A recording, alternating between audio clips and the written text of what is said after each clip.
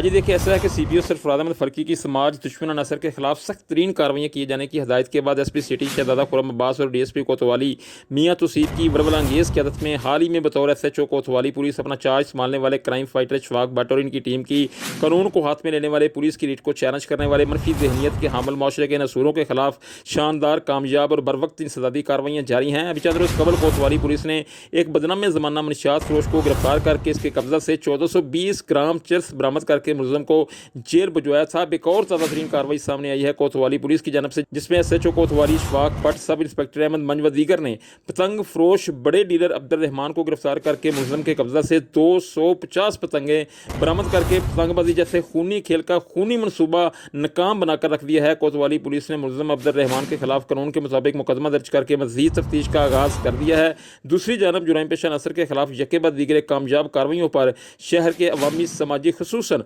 कारोबारी हलकों ने कोतवाली पुलिस को भरपूर खराज तहसीन पेश किया है और सीपीओ सरफराज अहमद फर्की का शुक्रिया अदा किया है।